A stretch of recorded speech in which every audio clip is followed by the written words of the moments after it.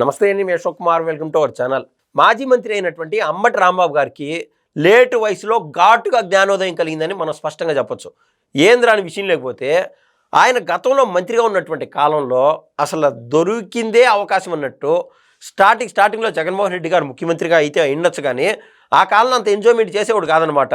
నెమ్మదిగా నిన్న మొన్న ఆయన పెట్టినటువంటి ప్రెస్ మీట్ ఆధారంగా మనం చూసాం కదా, ఆయన స్పష్టంగా చెప్పినాడు, మేము ఇన్నాళ్ళు కష్టపడి వైసీపీ కోసం అంతగా కష్టపడితే మాకు కనీసం జగన్మోహన్ రెడ్డి గారు మంత్రి పదవి ఇవ్వలేదని మేము అనుకునేవాళ్ళము, కానీ ఆయన గొప్పోడు.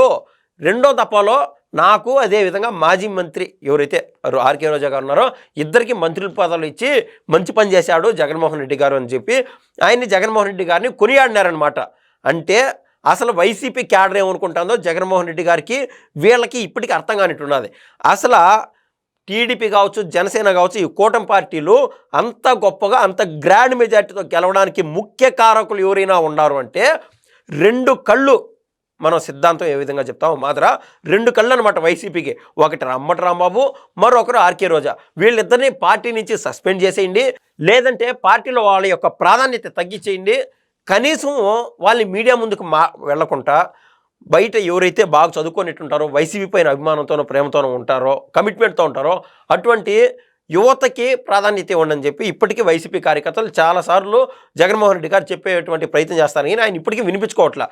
అయితే అంబటి రాంబాబు గారు రెండో దశలో ఏదైతే జగన్మోహన్ రెడ్డి గారు మంత్రి పదవి విస్తరించినటువంటి కాలంలో మంత్రి అయినాడో ఆ తర్వాత అంబటి రాంబాబు చేసినటువంటి ఎంజాయ్మెంట్ అందరికీ తెలుసు. ఆ మధ్య ఇద్దరు పేర్లు చెప్పడం, ఫోన్ కాల్లో అది లీక్ అయినటువంటి విషయం కూడా మనకు తెలుసు. ఇంకా రెండోది ఏంటంటే సంక్రాంతి సంబరాలు కానీ దసరా సంబరాలు కానీ వచ్చినప్పుడు ఆయన సత్తెనపల్లి కేంద్రంగా ఇష్టానుసారం డ్యాన్స్ వేయటము, అంటే మంత్రి పదవిని అడ్డుపెట్టుకొని ప్రభుత్వం నుంచి ఏదైతే ఫండ్స్ వస్తాయో దాన్ని వాడుకొని ఆ సత్తెనపల్లి కేంద్రంగా ఆయన క్యాడర్, ముఖ్యమైన క్యాడర్ ఎవరైతే ఉంటారో వాళ్ళకి డబ్బులు విరజల్లడము, వాళ్ళతో ఎంజాయ్ చేయడము ఇది చేసుకుంటూ వచ్చాడు. మొత్తం మీద జనరల్గా ఒకటి అంటారు కదా, పరిస్థితులు బాగున్నా బాగలేకున్నా కూడా మనం ఒకే విధంగా వ్యవహరించాలన్నట్టు. ఆ విధంగా లేదు అంబటి రాంబాబు గారిది. ఎప్పుడైతే ఓటమి పాలైనాడో అప్పుడు నుంచి ఇన్నాళ్ళు మంత్రిగా సంపాదించుకున్నటువంటి లెక్కలన్నీ పోగొట్టుకున్నానే అని చెప్పి ఆయన నైరాశ్యంలోకి అయితే పోవడం జరిగింది. అయితే అట్టే కాలం వెళ్ళదీసేటువంటి ఆ కాలంలో జగన్మోహన్ రెడ్డి గారు ఏ కార్యకర్త మాట విన్నాడో ఏమో కానీ అక్కడ సత్తెనపల్లి కేంద్రంగా ఇన్ఛార్జిని మార్పు చేసేసాడు అనమాట. గజ్జల సుధీర్ భార్గవరెడ్డి అనేటువంటి యువ కార్యకర్తని అక్కడ వైసీపీ పార్టీ ఇన్ఛార్జ్గా పెట్టడం జరిగింది.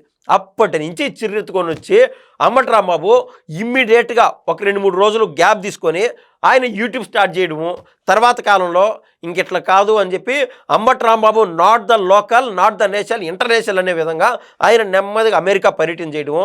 ఆయన తదుపరి కాలంలో ఏమి చేస్తూ ఉన్నా కూడా దాన్ని ఒక వింతగా విచిత్రంగా అక్కడ అమెరికాకు పోయి అక్కడ వంకాయలు చూపించడము, అక్కడ గుమ్మడికాయలు చూపించడము, అక్కడ వాళ్ళకి సంబంధించినటువంటి కుటుంబ సభ్యుల యొక్క బర్త్డేలు చేయడం, అవన్నీ సోషల్ మీడియా అప్లోడ్ చేయడంతో వైసీపీలో మరోసారి ఆయన ప్రాబల్యం పెరిగిందనుకునే విధంగా ఎక్కడ బట్టి ఆయన సోషల్ మీడియాలో కనిపిస్తానున్నాడు. కాబట్టి యూట్యూబ్లో మా అమ్మటన్న ఉన్నాడు, మా అమ్మటన్న వస్తే బాగుండనే విధంగా వైసీపీ కార్యకర్తలు ఆ ఫీలింగ్ కలిగించి మళ్ళీ మన రాష్ట్రానికి తిరుగుటప్పాలో ప్రయాణం కట్టడం జరిగింది.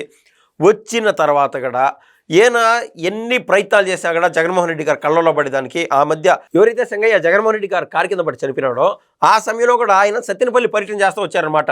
తర్వాత జగన్మోహన్ రెడ్డి గారు పోయిన తర్వాత ఆయన పెట్టినటువంటి ప్రెస్ మీట్లు కావచ్చు, లేకుండా ఉంటే కొన్నిసార్లు జగన్మోహన్ రెడ్డి గారు ఫీజు పోరు అనేటువంటి కార్యక్రమాలు ఇచ్చినప్పుడు రాష్ట్ర వ్యాప్తంగా ఎక్కడ కార్యకర్తలు కదలకుండా కూడా ఈ యొక్క అంబటి రాంబాబు 300 మంది వరకు ఆయన డబ్బులు ఇచ్చి పురమాయించుకొని కార్యకర్తలు ఎగేసుకొని పోయి అక్కడ ఎక్కడికక్కడ పోలీసులతో ఘర్షణలకు దిగడము, వాళ్ళని బూతులు తిట్టడము, ఎప్పటికప్పుడు జగన్మోహన్ రెడ్డి గారు కళ్ళలో పడేదానికి ఆయన ప్రయత్నం చేశాడు. అయినా కూడా ఇప్పటికీ కూడా జగన్మోహన్ రెడ్డి గారు ఆయన పైన దయదలిచేట్టుగా ఆయన అయితే కనిపించట్లేదు. ఎందుకంటే సత్తెనపల్లిలో ఆల్రెడీ సుధీర్ భార్గవరెడ్డి అనేటువంటి వ్యక్తికి ఇన్ఛార్జ్ పదవి ఇచ్చినారు.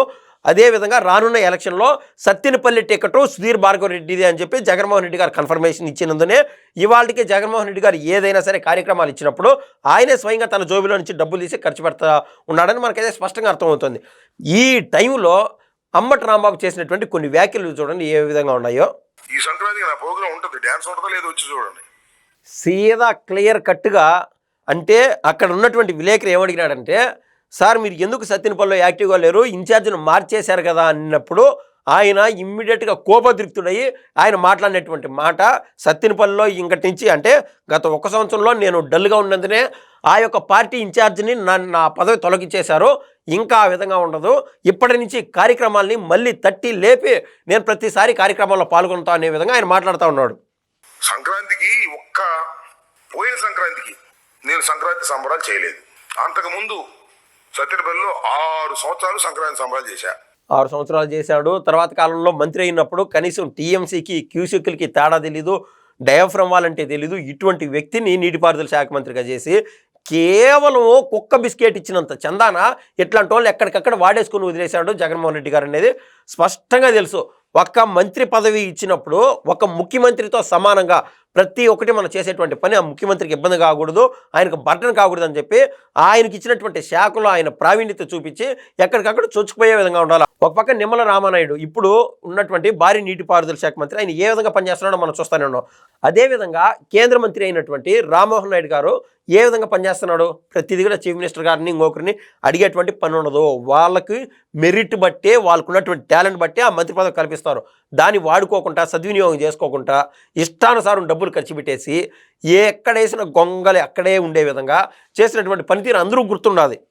పోయిన సంవత్సరం ఎందుకు చేయలేదంటే అసలు పరిస్థితులు అనుకూలించలేవు. అనుకూలించలే. ఆల్రెడీ డబ్బులు ఖర్చు పెట్టినాడు.